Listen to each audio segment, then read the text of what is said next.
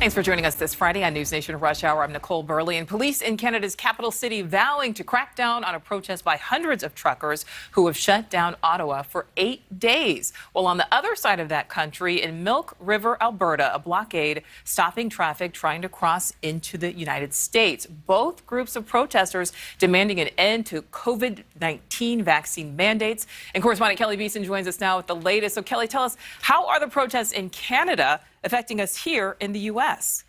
Well, Nichole, that blockade has already stranded some travelers and cross-border truckers for days. And now there are talks of similar protests being replicated here in the U.S., raising concerns over transportation costs, inflation, and even greater supply chain delays.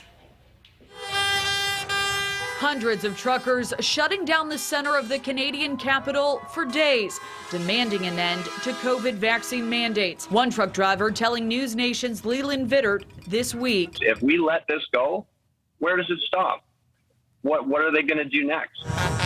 Police in Canada's capital say about 150 extra officers will be deployed to central areas of Ottawa, paralyzed by the protest, frustrating some residents who live nearby. We are planning for a range of potential risks, including, but not limited to, counter demonstrations, blocking of intersections, interfering with critical infrastructures, and unlawful and violent activity. The Canadian Trucking Alliance estimating about 15% of truckers in Canada, roughly 16,000, are not fully vaccinated against the virus.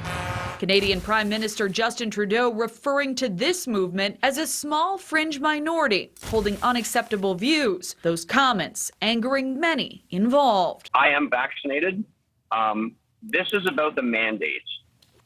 No one here is anti-vax. I mean, there are anti-vaccine people here, but I mean, that's not the purpose of the protest. The purpose of the protest is to give people freedom of choice, freedom of bodily autonomy.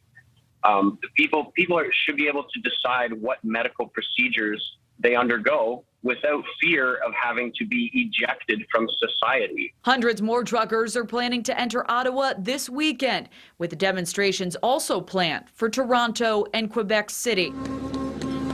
Some participating have said they won't leave until all COVID restrictions and mandates are gone. At some point, enough is enough, and I believe we've reached that point.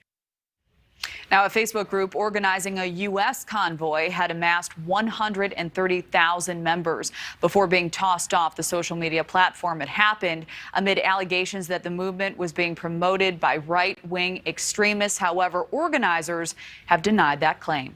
Nichole. All right, Kelly Beeson, thank you for that. Thank you for watching. Click the red subscribe button below so you can get more of NewsNation's fact-driven, unbiased coverage.